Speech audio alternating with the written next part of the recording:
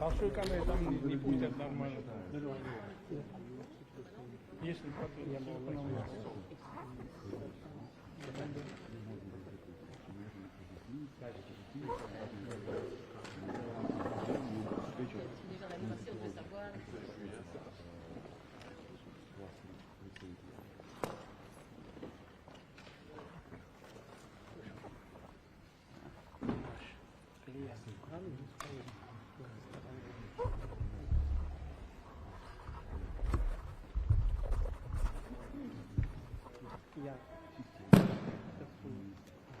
Я DD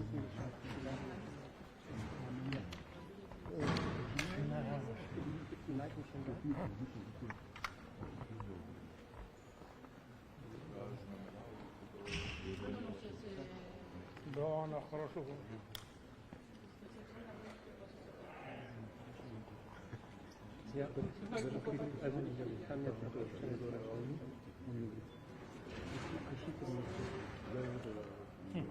Бывших премьер-министров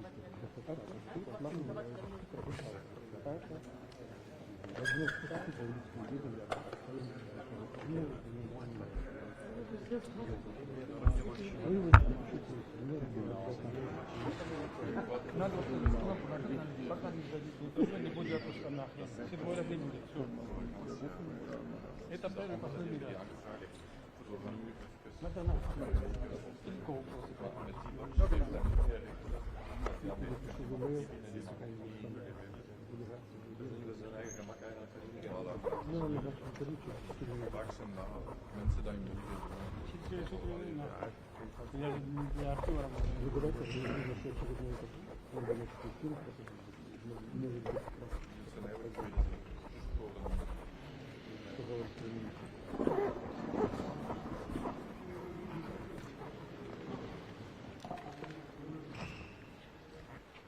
ხო თამარ არაფერი აქამდე ვარ არა შემოვიდი კაი ხანია კაცო ჯერ არ მოსულა და სასწავლი კიდე გასაგზავნე კაი კაი მაშინ აგერო კაი არა вообще არ მოგწონს არა არნია რავი შემოდი ნახე თუ მოგეწონა მე გადადიდი вообще არ არნია Она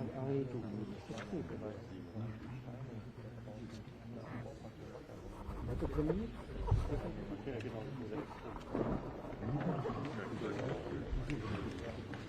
Мне еще проснули, пришли я не могу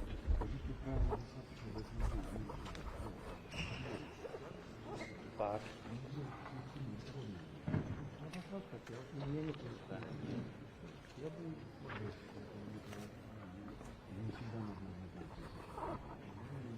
не, я не пропущу. Если я уже... Если бачишь, нельзя. Ну, почему не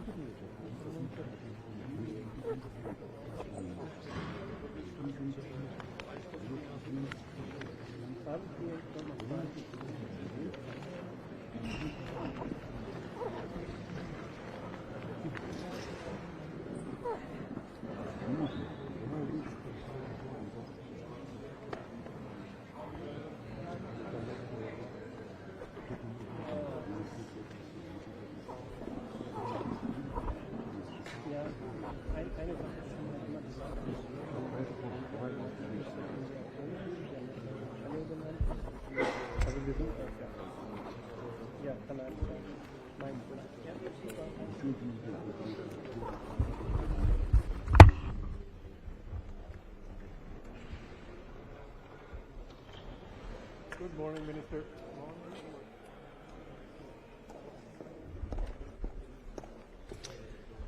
Good morning, everybody. I'm very much looking forward to today's meeting of the defense ministers of NATO. Of course, this is just a week before it has been 2 years since the large-scale invasion of Ukraine. And actually, this year marks the 10th year of Russia taking land of Ukraine. So that will be an important topic for us. I think it's fair to say that NATO is stronger than ever, more united than ever. Also looking forward to talking about our own deterrence and resolve. Thank you. The US government is warning that Ukraine is running out of ammunition. Is it too little, too late? What the West is doing to support Ukraine? The West is doing a lot. The problem is that Russia is also doing a lot. And let's not forget, this is an illegal war by Russia. Russia has turned its economy into a war economy.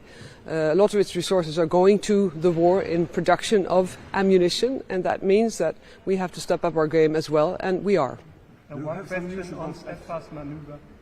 Why is it necessary? Russia even says that it is aggressive. Why is this maneuver so necessary?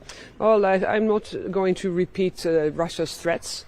NATO is doing what it's supposed to do, and that is making sure that our deterrence is in order. And that's why we're doing large-scale exercises, because we are a defensive alliance, but we are also the world's strongest alliance. And for that you need to practice and you need to cooperate. No F-16 news today, except that we're working very hard on it. How concerned are you about the recent reports on that Russia is working on a space-based nuclear weapons program? You know, there are a lot of things to be concerned about in this world when it comes to our security, so we're following it very closely. Main focus now is on helping Ukraine. That's where the war is, and to make sure that we deter Russia for any further steps and to end this war. It's really crucial that Ukraine wins this war and that Russia sees that these acts have consequences. Thank you very much.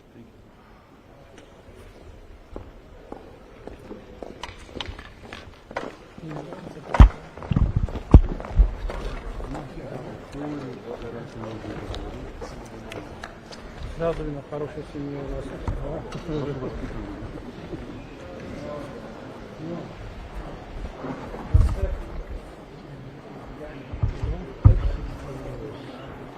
короткий комментарий. Хорошо.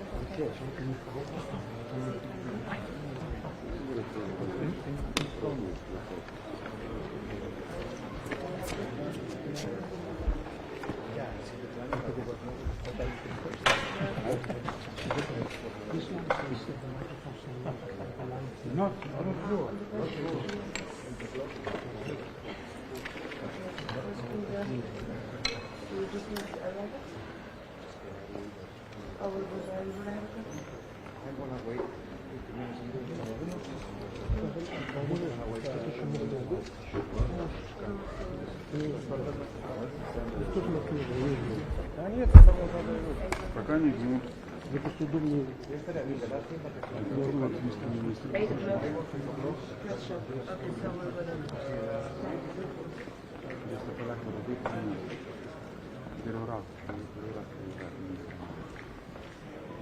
متى ويرانا حاجة غير بس باش نترسل في سفير ريزوسات.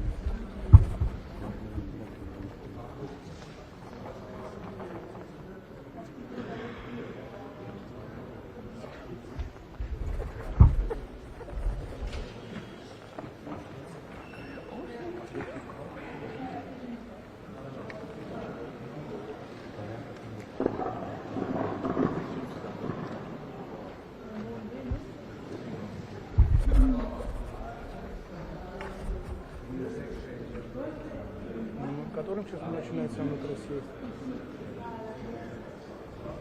9 месяцев. Это у меня есть программа.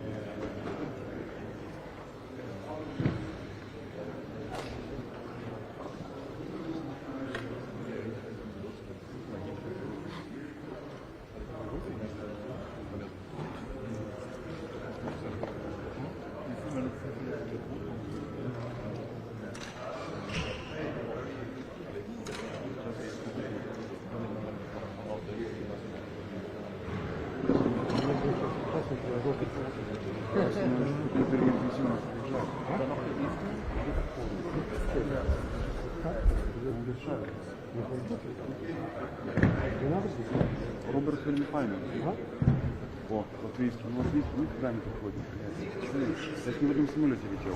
Ой, фу, литовский вниз. Вот тогда надо его записать в самолете. Да, я порывался, думал, что эти любите просто. Они знают, как они своих любят.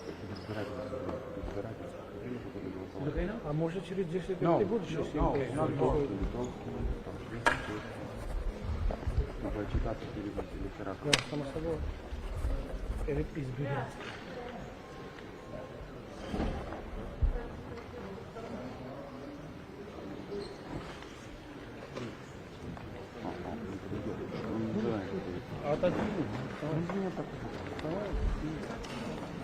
Давай, Ваня, Ваня, Ваня все пишет. Помнишь эту фразу? А ты солдата. Да. Похороши, высокий, красивый.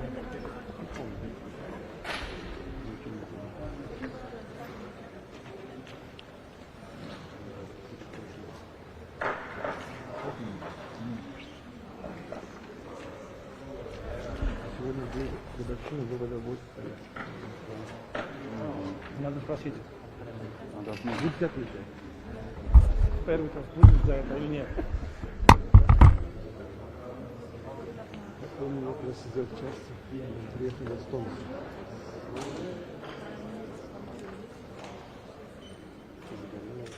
Выцветший, не все такие зимы.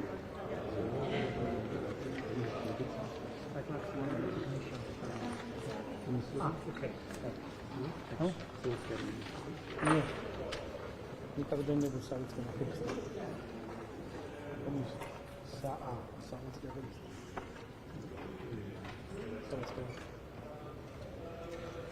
Здесь служил? Стройбате? А что, не видно? Или поваром? Нет, я оператор ракетной установки. Круг такая. Такого специалиста потерял Лукашенко, да? Надо вернуться. Будет фанатов с ракетом стрелять. Ничего. Все равно стреляют. Если много выстрелов, штук 10. Один хотя бы попадет. Мне кажется, это точно попадет. Это малазийский был.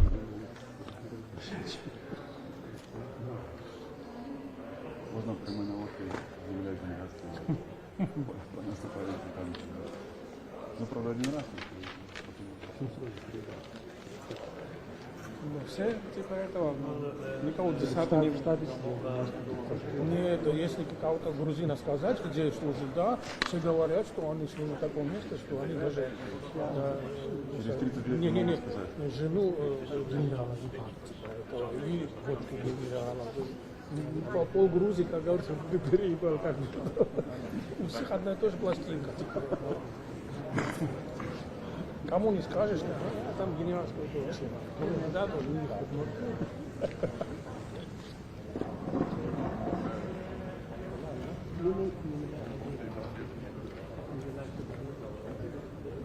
в армии сегодня хорошо было, когда где-то когда работал, когда киношником. Ну, кино когда возили и показывал киношник. И кто такой на машине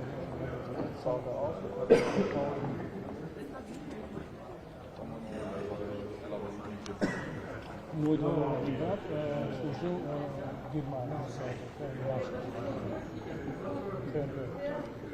а он сколько солярки он продал, он машину работал, когда приехал вторую машину, другую машину купил.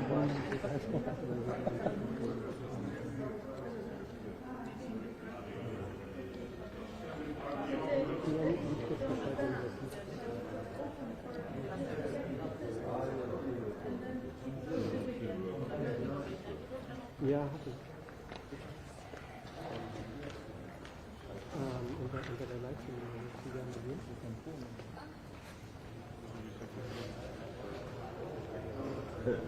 Par contre, la constitution, elle vient de faire l'antenne.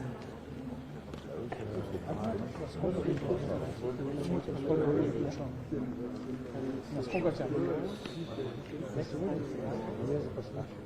Один оператор 2 часа работает, постоянно. Ton système, et tout ça, Ja, ich habe nicht die Riske.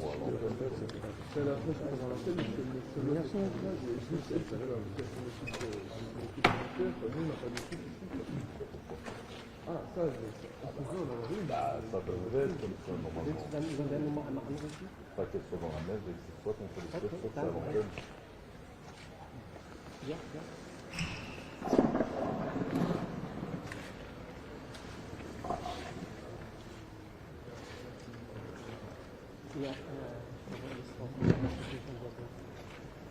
Ja, ja, auf jeden Fall. Gut, danke dir.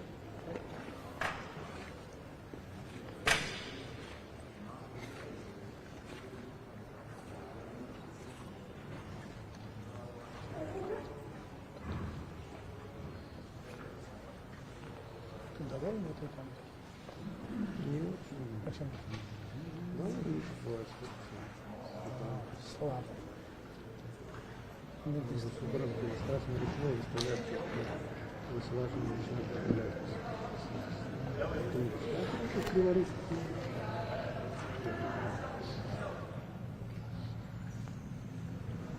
У нас Sony делает это. Sony хорошо держит. Sony лучше, у него автобус хороший, все тоже хорошо.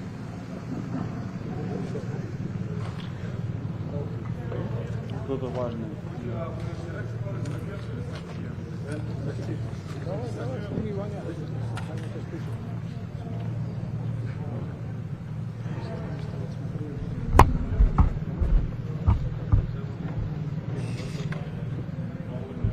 Главнокомандующий.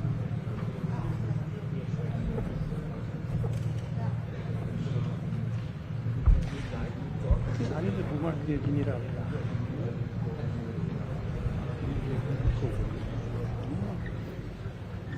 Его имеют.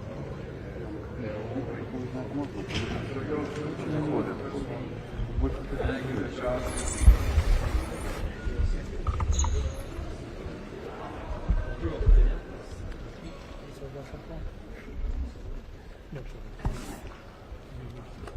Do you have to use the country code or? Okay, so it's 0032 for Belgium. 475 75 38 03.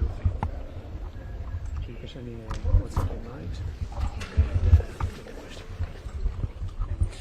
No promises, but something. не знаю, прячется. Не знаю, что это. Хорошо, такого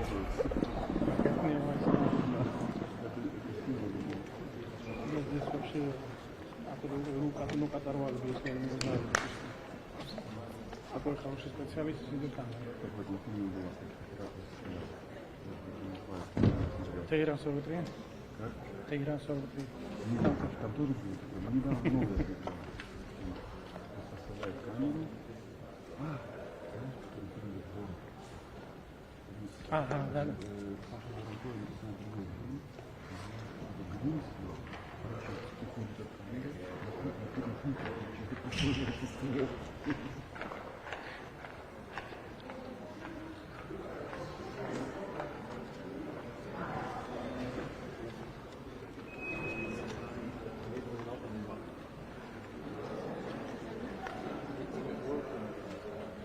когда-нибудь снимал?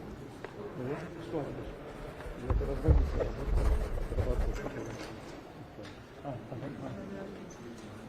нет, я был на камеру? Я на камеру. Ничего.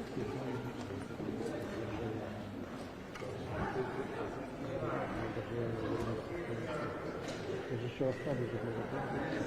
Я сейчас смотрю, некоторые ходят склоночными фотоаппаратами. Мне больше нравится. Это художественное развитие. Когда вот кино снимают, специально кино. Это немножко развитие.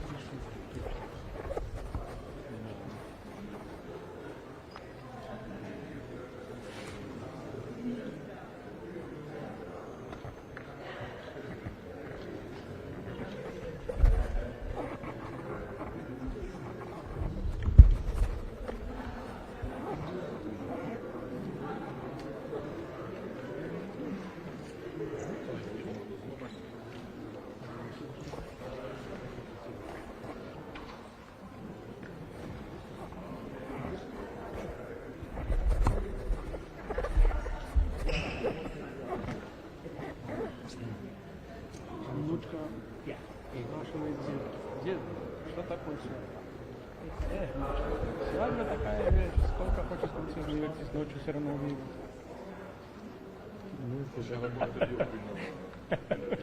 Я думаю, сейчас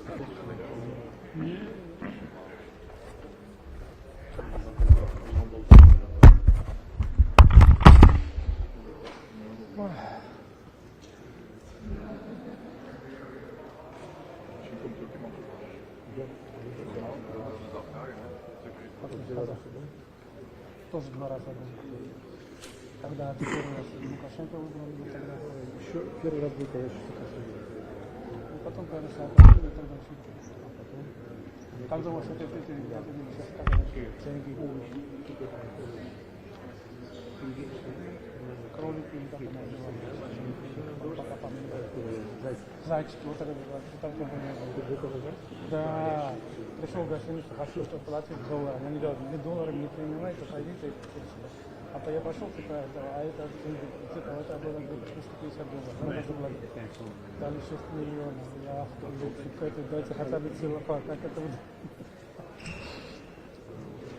Да, в центре жили. А кто Лукашенко не знает? Знаешь, зайчики. А уже зайчики были, да, Лукашенко тоже. Они появились в доме. Они просто разговаривали.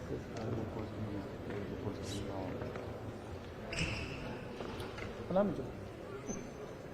Польская делегация идет туда, значит будет польский министр. Он же вице-премьер-министр.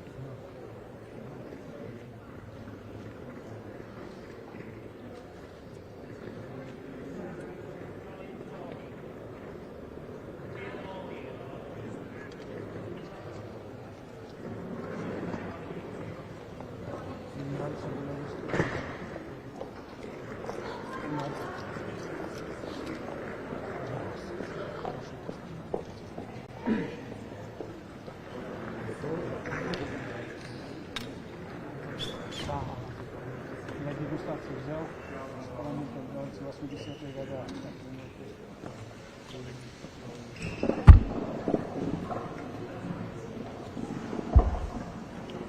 Чтобы его пригласить сюда, посмотреть. Он первый раз.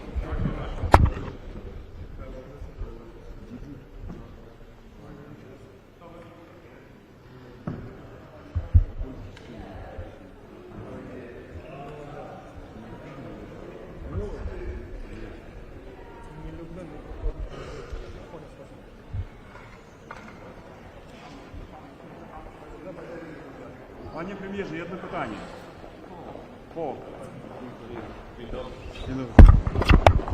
Видишь, он даже не купился на все. Надо бы постараться.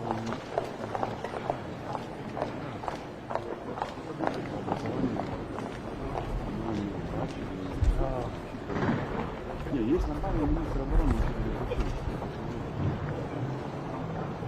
он хочет разобраться, где выход. Что вы такие разговоры? Я попробовал. когда заходишь. Диалог у нас не состоялся. Я там, как говорится, заходишь, надо первый раз посмотреть, цвет палит на что. А потом уже остальное, буфет и все такое. Чтобы в наших ТВ, где такая история, когда я в студии, что интервью балансировал. И достаю галстук, выучил вопрос, за 10 минут просто не могу. Не идет, будет два, хорошо, все, я могу. Замечательно. Пока в студии,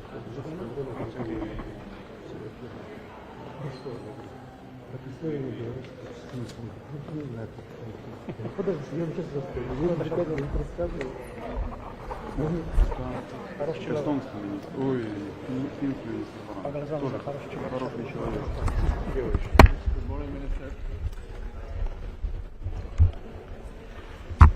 Yeah, hi, good morning. We're having important day today, and there's NATO's defense and deterrence and plans now at the table.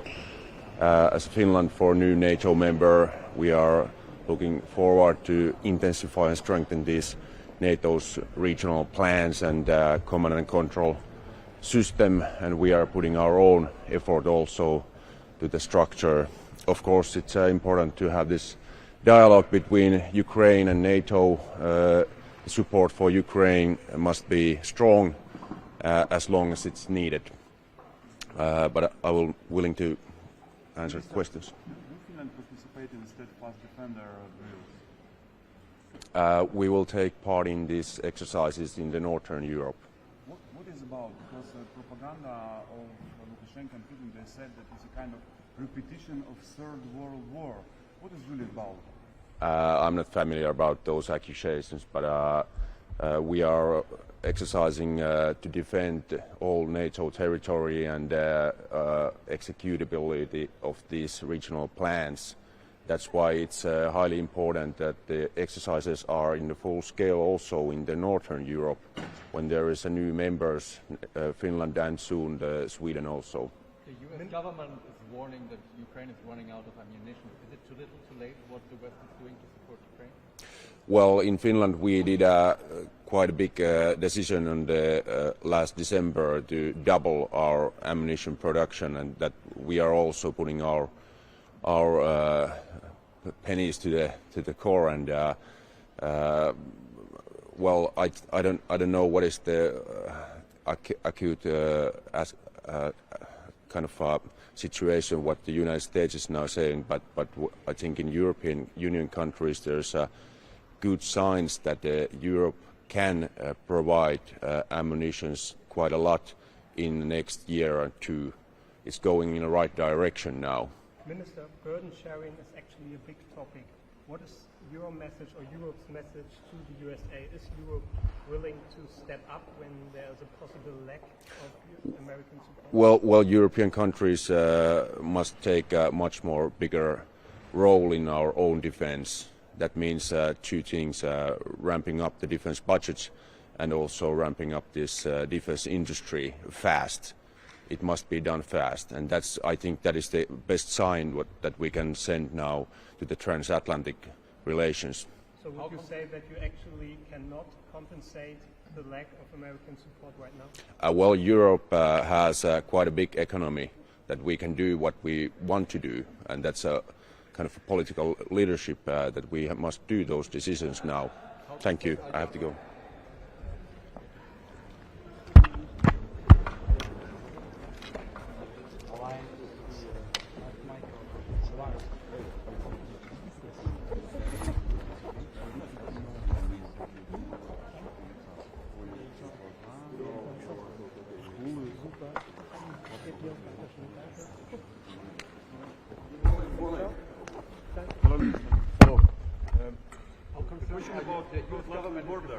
Do you plan to build this fortification line, I mean these bunkers and other measures, not only on the border with Russia, but also on the border with Belarus? Yes, border protection defense is an important task for all frontline countries. We have signed an agreement with our Lithuanian and Estonian counterparts on coordinating our activities on Baltic defense lines Each country, of course, comes with its own specific plans, but at the same time, the coordination of activities are part of the Baltic the Defense Alliance Agreement. And certainly the border with Russia and also border with Belarus must be strengthened. We already have built a fence to protect our border and the country against illegal migration flows, but at the same time, of course, also the military counter-mobility is part of the border strengthening in our defense. The US government is warning that Ukraine is running out of ammunition. Is the West doing too little too late to support the country? It is important to continuously support Ukraine. We've done a lot, and also the United States have done a lot, and also the European Union has done a lot. Of course, it's always that many additional things can be done as well. It also depends on the development of our own military industry, on coordinating those activities. We had just also the European defense ministers meeting, and certainly there is an effort and there is an ambition to actively support also in terms of ammunition. So by the end of the year, that 1 million ammunition rounds must be achieved, and I am absolutely certain it will be achieved. There are also reports that Russia is working on a space-based nuclear weapons program. How concerned are you about this? Well, the most important is for us to develop our own strengths and efficiency. We should act and also communicate from positions of strength. Russia is an aggressor country. We should take into account. It can be also for a long time. So in this case, our own capability strengthening, our own harmonization of different military industry activities, our own strengths and efficiency is the major response to such kind of Russian activities. Steadfast Defender is one of the biggest maneuvers since decades in the NATO. Why is it necessary, even though Russia is saying that this is aggressive? Exercises are extremely important to show the strength and unity. Exercises also are the element of proactive deterrence. So, of course, we want clearly show the signal of our efficiency, strength and coordination, and Steadfast Defender is absolutely such an example of cooperation, unity, and also the regional dimension, which is important to show also the specifically on the front line that we are able to actively act, mobilize our forces and be efficient. Some countries are now using military support to Ukraine to reach the 2% goal. Is that fair? Well, the important part is that we all contribute to our own defenses. Important part is that we, of course, support Ukraine continuously. Last year, there were 11 countries spending 2%. This year, it's 18%. 18 countries already spending 2%. So, of course, all steps are important exactly to show that we are willing to invest. It is also about political investment, but of course political investment demonstrates itself in financial investment and also in support of Ukraine. About today's meeting, what can Ukraine expect from the NATO side? Well, we agreed in Vilnius that of course Ukraine will be moving towards the NATO membership.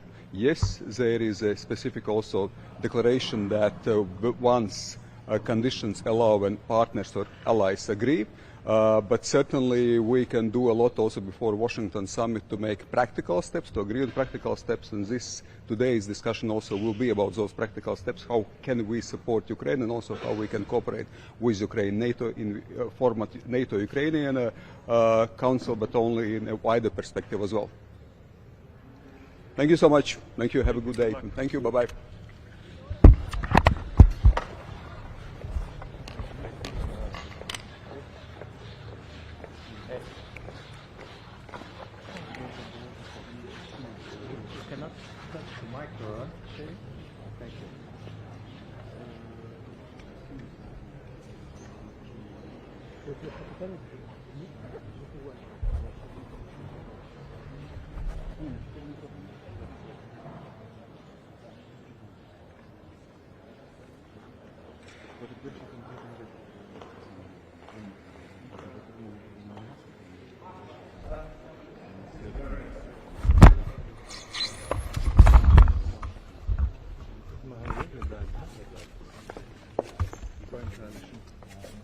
Very excited about. The UK, of course, is putting £200 million into drones for Ukraine, and we've seen very rapid developments in that area. So extremely important. And then on a wider NATO basis, this comes obviously at a critical moment for NATO and for Ukraine. So these are going to be a couple of very important sessions this morning and this afternoon.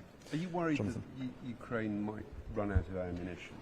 Well, constantly it's the case that we need to make sure that Ukraine's got what it needs to win this war. It simply is unconscionable to think that they may not, could not win it. We know that Putin is ramping up his economy. He's pushing his entire population into this war effort.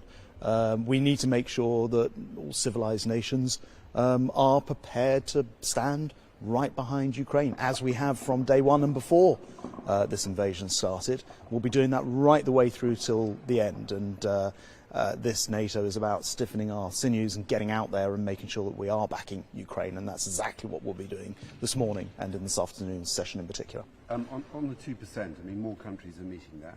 The UK is already meeting that 2% goal and has for a long time. But are you worried at all that countries like, for example, Germany will soon overtake the UK in terms of being the biggest defence spender? Are you worried about falling behind? Well, look, we've for always upheld our 2%, and we're pledged to 2.5% as a government, as conditions allow. At the moment, we're somewhere in between the two. So we've always been a big spender in NATO. Actually, I welcome other countries starting to spend the 2% plus now. That's incredibly important for NATO. It's very important that we all do our part. This is, as I said in a recent speech in Lancaster House in London, this is a more dangerous world. Therefore, we need to all step up to the plate. We need to put in more in order to defend ourselves, because defence is the best way of ensuring that we're all safe in the future, not just in Ukraine, but way beyond. Thank you very much. There are reports in today's paper just about Russia potentially thinking about putting a nuclear weapon in space. This is a US intelligence report. It's not happened yet. It may not be imminent. But are you worried about it? Well, look, again, to the point, and not commenting specifically on that report, but we know that adversaries will always be looking at new ways to effectively conduct war. Space is a big frontier. Cyber's a big frontier. And that's why we need to be on our mettle. That's why we need to be ready. And that's why NATO is and needs to step up. And that's what today's about. We are stepping up to it. Thank you very much. Thank you, everyone.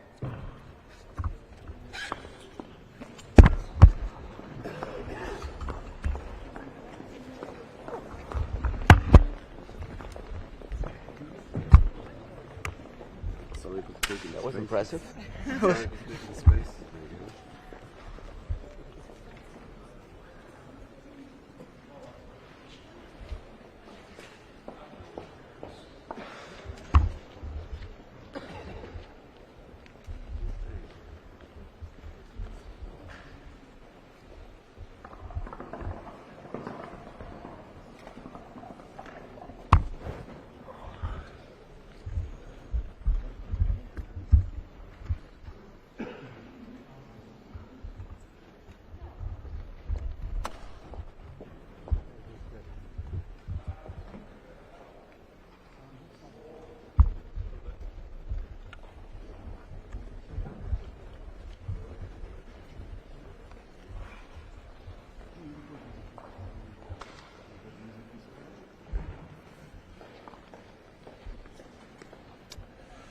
Good morning. Today NATO's defense ministers will meet to address our support to Ukraine and how to further strengthen our deterrence and defense. And to do both, we need to invest more, and we are on the right track because we now have historic numbers when it comes to defense investments.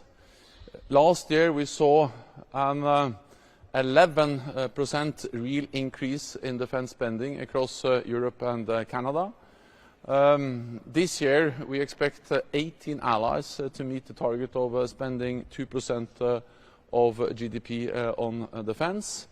And European allies together spend $280 billion on defense. And this is 2% of their combined GDP. But we still have a way to go because at our summit in Vilnius last year, all allies promised to spend 2% of GDP on defence, and 2% is a minimum. Then later on today I will chair a meeting of the NATO-Ukraine Council. We will address how to sustain our support to Ukraine. We see that our support is making a difference on the battlefield every day. Just yesterday, the Ukrainians were able to strike successfully a Russian naval ship, and this demonstrates the skills and the competence of the Ukrainian armed forces, also in conducting deep strikes behind the Russian lines. To ensure that Ukraine gets the weapons, the supplies, the ammunition they need, we need to ramp up production. And NATO allies have, just over the last months, since we agreed the defence investment plan, agreed and signed contracts for 10 billion euros for more orders from different parts of the transatlantic defence industry. I welcome that NATO allies are providing more support, more air defence, more ammunition. I welcome the decision by the European Union to allocate 50 billion euros to Ukraine, and I expect the US Congress to agree a package of continued support to Ukraine, because supporting Ukraine is not charity. Supporting Ukraine is an investment in our own security. And with that, I'm ready to take a few questions. Secretary General, the recent warning from the US government that Ukraine is running out of ammunition. Isn't it too little, too late what the West is doing to support the country? We see the impact already of the fact that the US has not been able to make a decision.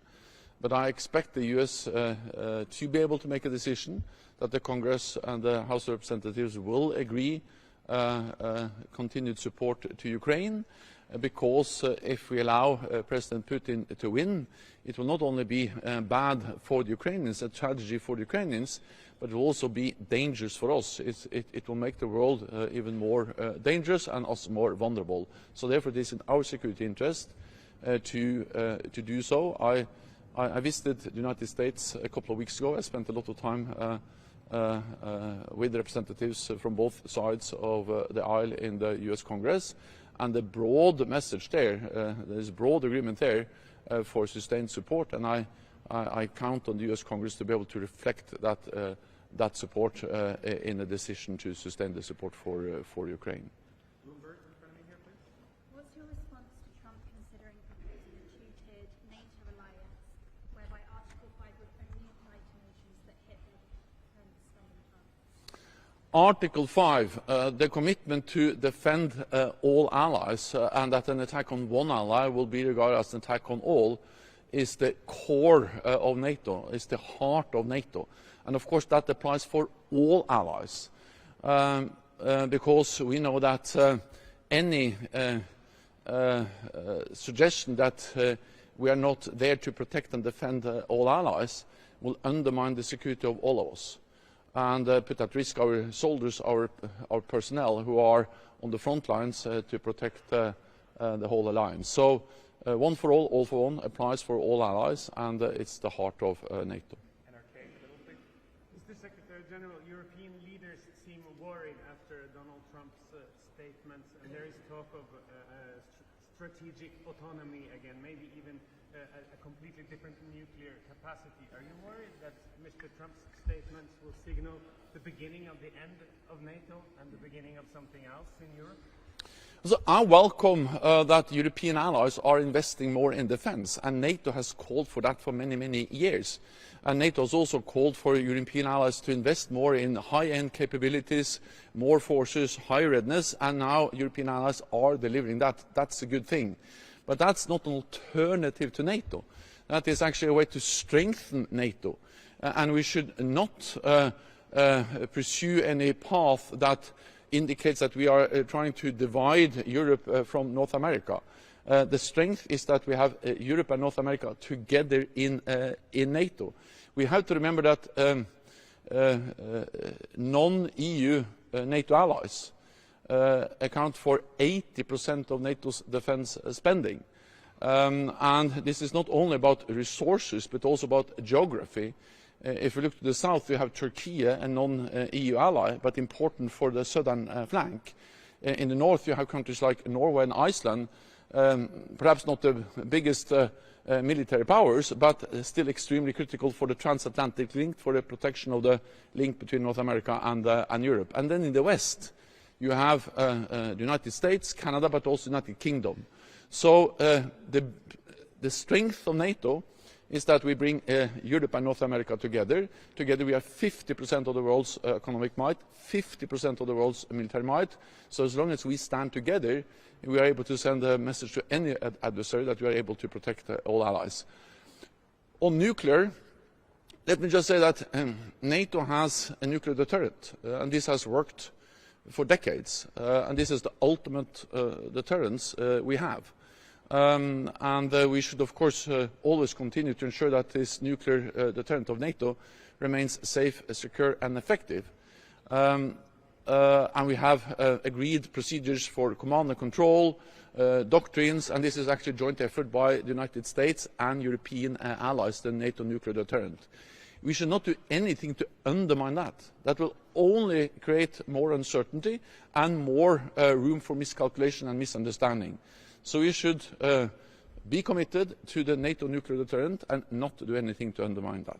Last question, Mr. Carlo, in front of me here, please. Belarus. In 2020, during the post-election protests in Belarus, Putin supported Lukashenko, including the military forces reserved to cross the border and in the border of our country. And because of this, democracy in Belarus lost. If democracy had won, Russia would not have been able to attack Ukraine from Belarus, to deploy nuclear weapons and threaten NATO countries, neighboring Belarus. Maybe it's time to change NATO strategy and start supporting people's need of Europe fighting for democracy. And what do you think about the role of Lukashenko in this aggression? President Lukashenko and Belarus has been a staging ground for the Russian aggression against Ukraine since the very beginning.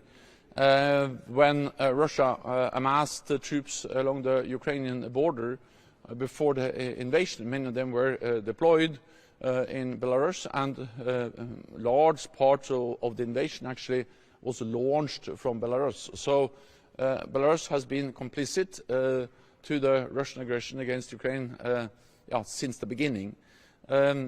We strongly believe that all nations have the right to live in freedom, in democracy, and NATO is built on the core values of freedom and democracy, and that also, of course, applies for the people of Belarus. Thank you. Thank you.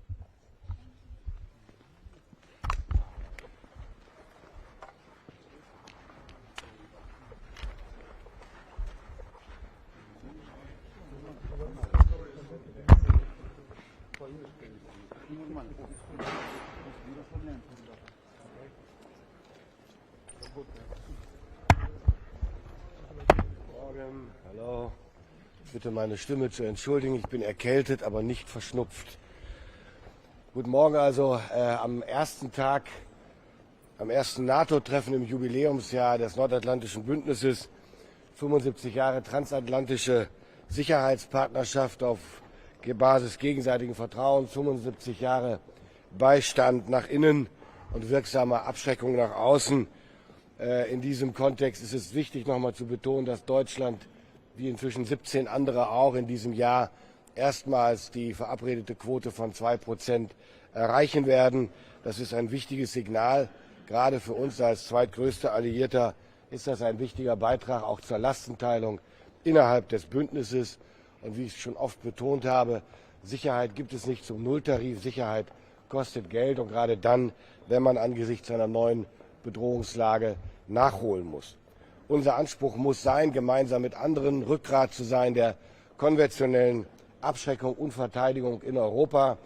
Dazu gehen wir all in, wie man so schön sagt, mit der Brigade in Litauen, der Division 2025, unserer Rolle als logistischer Drehscheibe in Europa.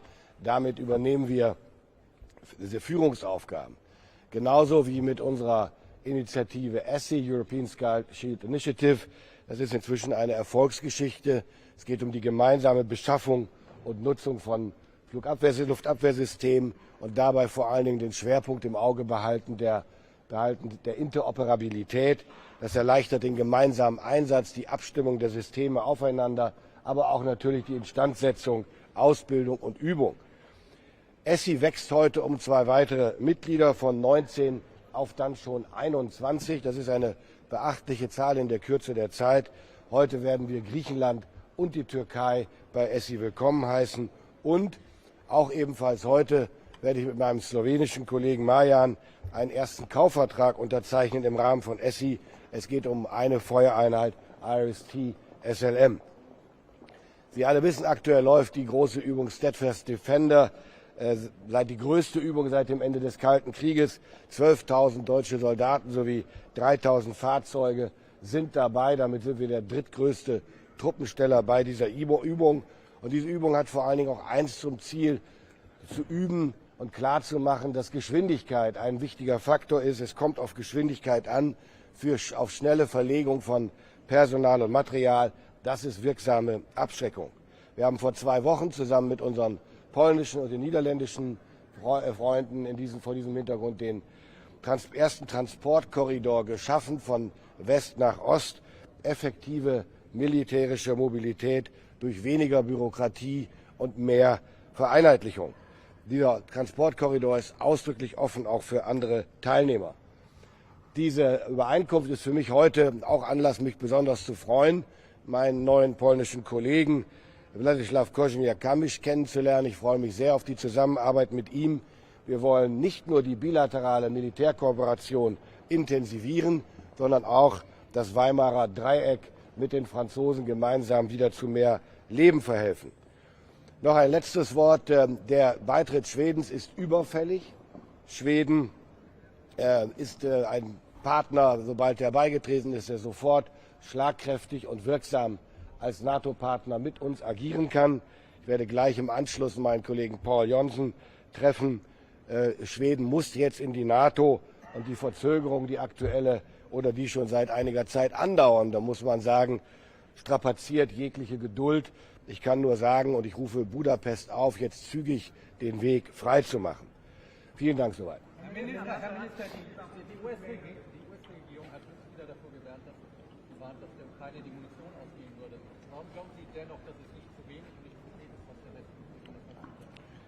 Ich glaube, wir können uns alle gemeinsam nicht den Vorwurf machen, dass wir nicht alles tun, was möglich ist. Ich habe es gestern gesagt und am Montag auch mit dem Kanzler in Unterlüsse in Niedersachsen. Die Rüstungsindustrie fährt die Kapazitäten auf, fährt die Produktion hoch, kauft Fabriken im Ausland, verkürzt die Lieferketten. Wir tun alles, was geht, und dennoch braucht die Produktion von Munition eben die Zeit, die sie braucht. Herr Minister, wie nehmen Sie die Aussage Russlands auf, dass das Steadfast Defender Manöver aggressiv sei? Das kommentiere ich nicht. Ich bin nicht der Vervielfältiger von unsinnigen Botschaften.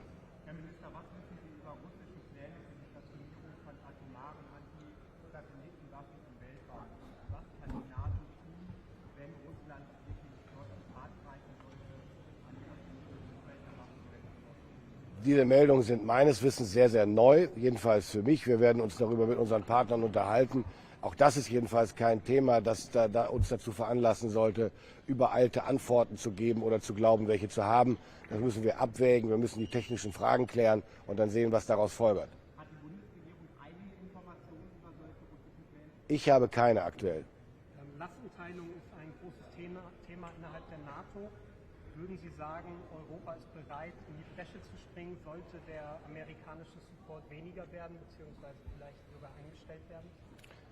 Ich habe das schon im vergangenen Jahr gesagt, im letzten Sommer glaube ich schon, und mehrfach wiederholt. Europa muss mehr machen für die eigene Verteidigung, völlig unabhängig davon, wer nach dem Januar 25 im Weißen Haus sein wird. Es geht darum, dass die Amerikaner ein großes Interesse daran haben, ihr Engagement im Zweifel im Indo-Pazifik hochzufahren und immer vor die Frage gestellt sein werden, kann man dann noch im gleichen Umfang das Engagement in Europa beibehalten und trotzdem gleichzeitig verlässlicher Partner sein. Aber selbst dann kämen wir in eine solche Situation möglicherweise. Deswegen kommt es darauf an, dass wir unsere Bemühungen hochfahren, stetig hochfahren und verlässlich hochfahren. Und da sind wir dabei. Welches Signal wollen Sie mit dem Es geht vor allen Dingen erstmal darum zu zeigen, dass wir wieder bestimmte Dinge üben müssen, wie ich es gestern auch gesagt habe, die Verlegefähigkeit zu üben für große Mengen von Material und Personal, schnell von West nach Ost, um klarzumachen, dass wir im Falle eines möglichen Angriffs schnell auch in der Lage sind, die NATO-Verpflichtungen einzuhalten und zu erfüllen. Das tun wir gemeinsam und das ist ein großes und starkes Signal eben für die Verteidigungsfähigkeit der NATO und ihrer Alliierten. Minister, do you have any news about German brigade in Lithuania? Any dates or? Well, we are working every day on that issue. The brigade will be ready to fight if it's necessary in 27, and we are going forward step by step this year and next year. And I'm absolutely optimistic that we will be in time and ready in time. Was kann die Ukraine vom heutigen Treffen im Detail erwarten? Das Gleiche, das ist jedenfalls meine Erwartung wie in den letzten 2 Jahren auch und auch am Wochenende von der Münchner Sicherheitskonferenz. Es darf keinen Zweifel daran geben, dass wir geschlossen an der Seite der Ukraine stehen. Das ist, wir können uns so oft wiederholen, wie wir wollen. Es ist nicht nur ein Kampf der Ukraine gegen den russischen Aggressor. Es ist ein Kampf für die regelbasierte internationale Ordnung, für die Sicherheit jedes Landes vor einem solchen imperialistischen Angriff. Dazu müssen wir stehen. Und dazu müssen wir gemeinsam stehen und die Verantwortung mit übernehmen und helfen, wo immer wir können.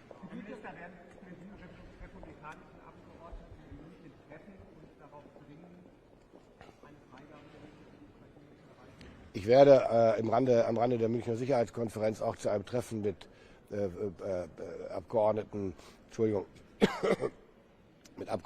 des Senats und des Repräsentantenhauses zusammentreffen. Und natürlich werden wir auch über diese Fragen sprechen.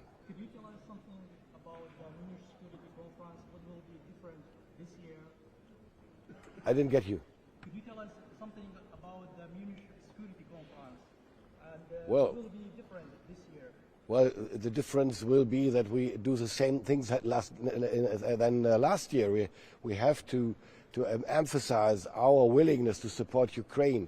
We have to emphasize our responsibility for the rule-based international order. This is the issue for all of us in this year too. Can I just ask you, sir, sorry, I'm probably asking you to repeat yourself in English, but Mr. Trump's comments about NATO, how did you respond to them? I mean, are you genuinely concerned that Mr. Trump, if he gets a second term, could break up his alliance? I don't expect that, but still, I'm not really in the mood to comment anything he is telling every day.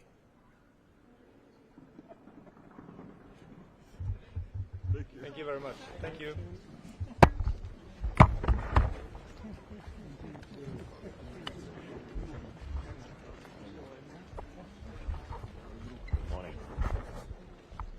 Good morning. I would like to start today with the threat assessment because this is something we have to follow to make our decisions here in NATO. And what we see clearly is that Russia is beefing up its army, and it has already today more soldiers in its army than it had before invading Ukraine. And as you probably all know, that their plan is to go up to 1.5 million soldiers.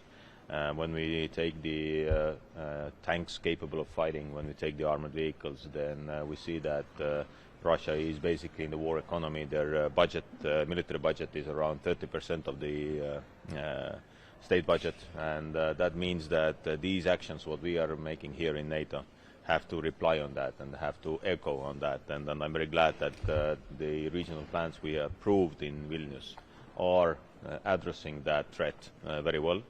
And these steps since Vilnius to today have been quite good. We've managed to get more forces into these regional plans, that these regional plans are executable. But of course, a lot is still to do, and this is important that every member of the NATO family takes this responsibility very seriously, that we need to give more forces to SACEUR's responsibility, and that we have enough forces to deter Russian threat. And this is probably the main focus today, that we have more forces, we have more finances, more resources to increase our capabilities, our own capabilities, and hopefully we see also that by the Washington summit which will also will be discussed, that we will have enough countries or more countries to have 2%, and of course the end target is that every country in NATO is investing to defense at least 2%. So you know that Estonia is doing 3.2, and we will keep that level at least 3% for the next years to come. So this is our plan, and of course we are very interested in what will be the discussion also in the corridors, what we can get out from the Washington summit. About steadfast defender. US government that Ukraine is a recent warning from the US government that the Ukrainian army is running out of ammunition. Why isn't it too little too late what the West is doing for the country?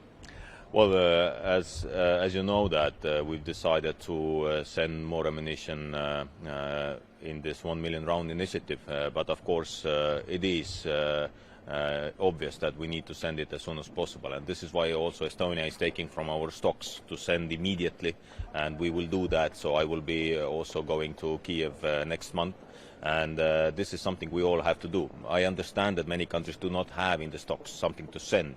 This is why new money is needed to get the contracts also done for the industry, and then when we have for the industry the contracts, then we can also send ammunition. But of course it is obvious that it's not only Europe, it's also US, and we jointly need to send as much ammunition now, not in next year. About steadfast defender, yes. Why is this maneuver so necessary, even though Russia is saying that it is aggressive? Well, steadfast defender is just one of the actions in a row of different exercises, and also when we take the size of the steadfast defender, 90,000 soldiers, a lot of equipment, then I can say that the Estonian part of that is more than 10,000 soldiers during our spring storm exercise. But this is a clear message to Russia that we are operating together, that we are making joint exercises, and we are together, no matter how the threat will look like. But of course we have to address that threat, what is coming from Russia. So this is the clear signal that we are together. How concerned are you about the reports that Russia is apparently developing a space-based nuclear weapons program? Well, I've seen many different messages, and then once again, one thing is what they are saying for the informational operation, the other thing is what is the reality.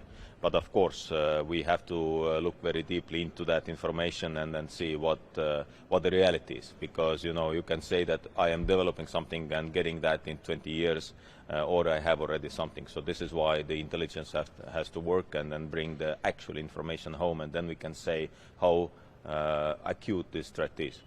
So some countries are now spending 2% on their defense by counting military support for Ukraine. Is that fair towards countries like yours that is actually spending 2% on their own defense? Well, first, it is important that we are spending 2%, and when it's together with the aid to Ukraine, it's also better than having 1% without the aid to Ukraine, because Ukraine is fighting for our freedom also. And then this is important that you know that every tank that is destroyed in Ukrainian territory of the Russian army is one tank less behind NATO's border. So I'm not so pessimistic or critical about that. So it is important that we are investing more into defense. Minister, the question about Russian tactical nuclear weapons in Belarus, it's almost years since Lukashenko said that they will move this weapon. Is it really there, or it's kind of fake? I've said that also before, that there is no difference. Is this nuclear weapon that Russia has in Belarus or in Russia very close to Estonian border, let's say? There is no difference, and we know the reach of the nuclear weapons and missiles. So this is why there is no difference. And when you're just saying that now there is some warheads in Belarus, doesn't make any difference to us and to our deterrence and to our actions. Sir, Sweden is not yet part of NATO. How does that affect the effectiveness of the regional defense plan of Northern Europe, as long as Sweden is not a member? And what shall you do again to get Hungary on board on this? For me, Sweden has been the member already many months. This is not a question. And of course, this is just a matter of time. And I really do not understand why Hungary is postponing that. And I believe also for them, it's not very comfortable to be the last one. Because we remember that Orban said that they do not want to be the last ones. Now they are. So I hope that the coming weeks will bring the solution. Burden sharing Last is question an is. important topic in the NATO. Is Europe willing and able to step up their support against the backdrop of a possible lack of American support? Europe has to be ready to defend its territories also, and we are all in this together. So if one is attacked, everyone is attacked, and so simple it is. So we have one for all for one principle, and every member of the alliance has to count on that and has to take this very seriously. So this is why, as long as we have 31 and very soon 32 members of the NATO, then everybody has to be ready to defend each other. Thank you very much. We have many ministers to come. Thank you.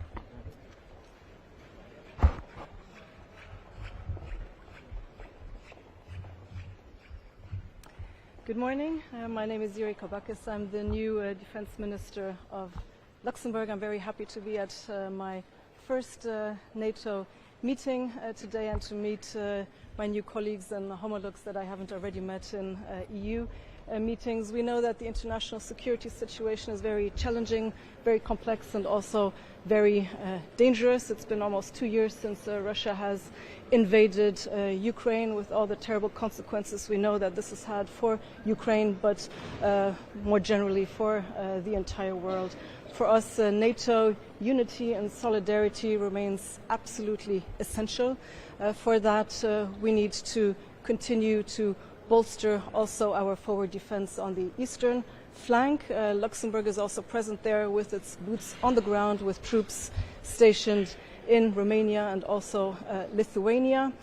We need to continue also to bolster our armaments production, ammunition production, and also our common procurement, joint procurement. And in that sense, I also want to underline the very important role that the NATO agency NSPA, which is we are hosting in Luxembourg, plays today. Of course, we need to continue to invest in our defense. All of us collectively. Luxembourg will absolutely play its part. As new minister now, I am working on a roadmap also to get Luxembourg to 2% GNI investment in its defense. This is very important. We are a reliable partner and we will get there. And of course, we need to continue to support Ukraine, to continue to support Ukraine defense. We are doing that collectively. As Luxembourg, we have invested 16% of our defense budget 2022-2023 in support for Ukraine, and also there, as Luxembourg, we will continue to be ambitious in the defense. It is very important to help Ukraine, to continue to help Ukraine, because that's also an investment in our own security, which remains vital because we know that the menace is real. Thank you. Thank you very much. Thank you.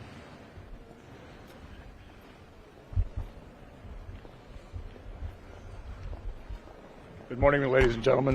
My name is William Blair. I'm Canada's Minister of National Defence, and today I'll be announcing that Canada is acquiring some new capabilities on an urgent basis for Canadian troops, which will be deployed with NATO in Latvia. First, I am announcing that Canada has finalized the procurement of an air defence capability for Canadian Armed Forces members in Latvia, and we are acquiring the RBS-70NG air defence system through an investment of approximately $227 million with Saab. Once operational, this air defence system will defend our troops against aerial threats, including fixed-wing aircraft, helicopters, and drones, and it will strengthen the defence capability of the battle group as a whole. Second, I am announcing that Canada has finalized the acquisition of new counter-drone equipment, which will enable Canadian soldiers in Latvia to detect and deter and defend against small drones that would seek to cause them harm, and through an investment of approximately $46 million, we're providing our troops with systems that can target, engage, and defeat these drones. We've also finalized contracts recently for anti-tank weapons on an urgent basis, as announced earlier in December.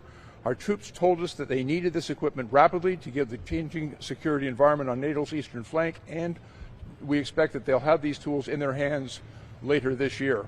We've designated all three procurements as urgent operational requirements. This is the first time that we've used this mechanism within our procurement legislation since the war in Afghanistan. This is defense procurement done differently, and it's one way that we are strengthening Canada's presence in Latvia. By 2026, we will more than double our military presence in Operation Reassurance with up to 2,200 deployed personnel. And I would conclude by reiterating that as a founding member of NATO, Canada steadfastly supports the principle of collective defense. And as we mark NATO's 75th anniversary, we are showing the world our capability, unity, and resolve. Thank you, and I'll happily take any questions you may have. You mentioned some air defense systems Canada give it to some country, but also you have a Canadian ship and soldiers in Erbil city, the capital of the Iraqi Kurdistan.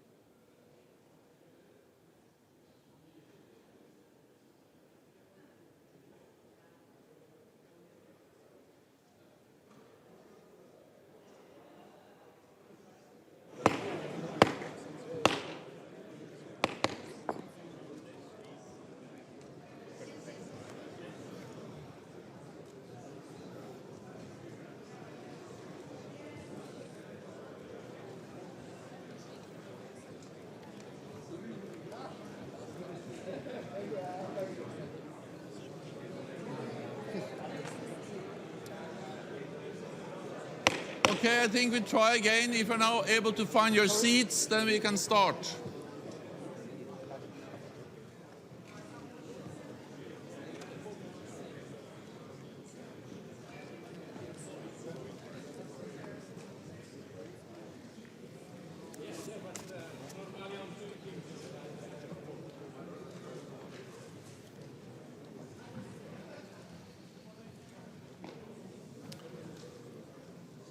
So, good morning to all of you. It's good to see you.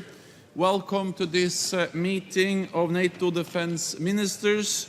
Today we will take forward the decisions taken at the Vilnius summit last July to further strengthen our deterrence and defense. With new plans, improved command and control, streamlined logistics, and strengthened air and missile defense. We will address our defense industrial capacity. We are ramping up production of much-needed weapons and ammunition for Ukraine's security and for ours. All of this requires us to invest more, and we are making good progress. Last year, we saw an unprecedented increase in defense spending across European allies and Canada, and this year, a record number of allies are spending 2% or more on defense. This ends the public part of the meeting. I thank the media for joining us at the top of the meeting. And we continue in just a moment.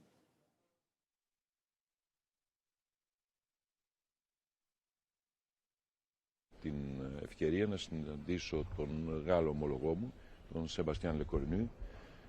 Νομίζω ότι ο συντονισμός με την Γαλλία, με την οποία έχουμε μια στενή στρατηγική σχέση, είναι πάντα ιδιαίτερης σημασίας.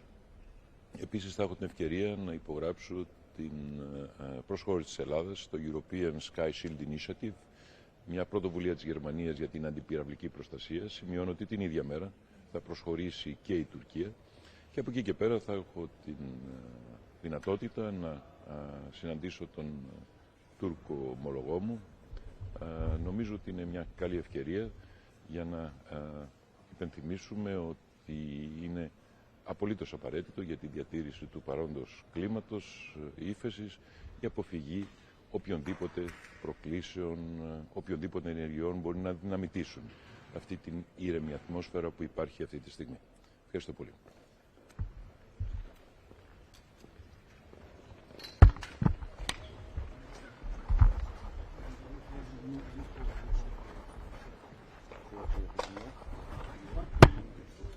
Bonjour à toutes et à tous, bonjour à la presse. Je vais être rapide puisque la session va commencer. Déjà évidemment, vous redire que le président de la République s'est rendu en visite d'État en Suède il y a de cela maintenant quelques jours et donc on a beaucoup d'impatience à retrouver le partenaire suédois et l'ami suédois ici comme membre de l'Alliance. J'ai eu l'occasion de le dire hier au ministre de la Défense représentant le Royaume de Suède. Nous aurons l'occasion de le redire ce matin. Hier, évidemment, le format dit Rammstein de coordination et d'aide à l'Ukraine. La France a fait un point d'étape sur la coalition artillerie, notamment pour les canons César, avec l'urgence liée aux munitions. J'ai également eu un meeting de travail hier soir avec Thierry Breton pour organiser au mieux justement les efforts des Européens sur la gestion des stocks de poudre, sur la capacité à basculer en économie de guerre, à donc livrer de plus en plus non seulement des munitions à l'Ukraine, mais aussi des pièces détachées, être en situation de lever les difficultés d'entretien aussi des différentes pièces d'artillerie qui ont été transférées à l'Ukraine. Et comme vous le savez, la France sera en mesure, grâce à son économie de guerre désormais qui se déploie, de livrer 78 canons César à l'Ukraine en cette année 2024. Aujourd'hui, il va être question évidemment des efforts que chaque membre de l'Alliance doit faire pour assurer et assumer la sécurité collective et évidemment aussi les postures de dissuasion. Comme vous le savez, le président de la République, depuis son élection en 2017, a décidé de doubler le budget de la défense nationale française, donc un budget autour de 30 milliards d'euros en 2017. On sera à terme à 69 milliards d'euros, ce qui me permet de vous confirmer que la France remplira l'objectif des 2% donnés par l'OTAN, 2% du PIB, en cette année 2024. Alors, la vraie question maintenant, c'est pas tant d'obtenir ces 2%, même si c'est un sujet qui a l'air de passionner beaucoup de gens, c'est de faire en sorte évidemment que ces 2% du PIB soient véritablement utiles sur le terrain militaire. Ce ne sont pas des chiffres, ce ne sont pas des tableaux, ce n'est pas de l'argent public qui va dissuader la Fédération de Russie de nous faire la guerre, ou en tout cas de vouloir attenter à notre sécurité collective, c'est véritablement ce que l'on en fait. Donc j'aurai l'occasion de dire dans un instant qu'au-delà des 2% de PIB, il faut aussi regarder la part d'investissement réel dans les équipements. Je vous rappelle que l'OTAN donne aussi un indicateur à l'ensemble de ses membres. Celui-là est moins connu, c'est le chiffre de 20%. La France est à 30%, c'est-à-dire 10 points au-dessus justement de cet indicateur en matière d'investissement d'équipements militaires.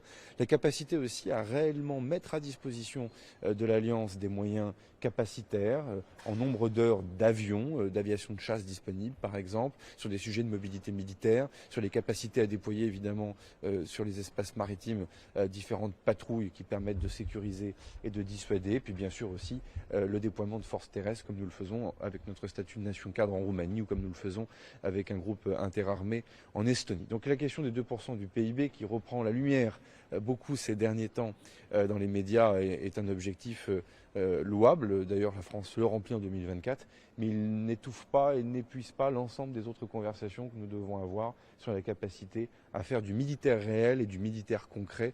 En tout cas, c'est ce que la France, avec son armée d'emploi, avec l'ensemble de son appareil de défense nucléaire et conventionnel, rappellera ce matin à ces sessions de travail de cette ministérielle de l'OTAN qui nous emmènera à cet été au sommet de Washington. Je vous remercie. Merci beaucoup.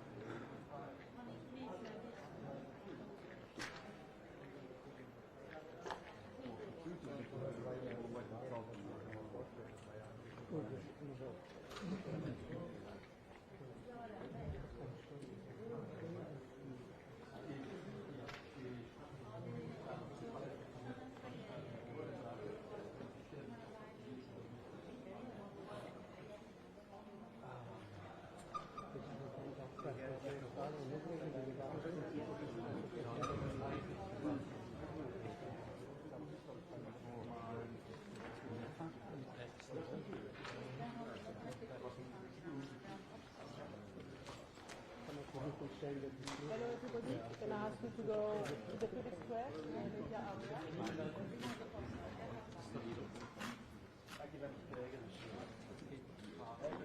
Do we have to leave the... Yes, we have to leave here. Okay, go to the Public Square.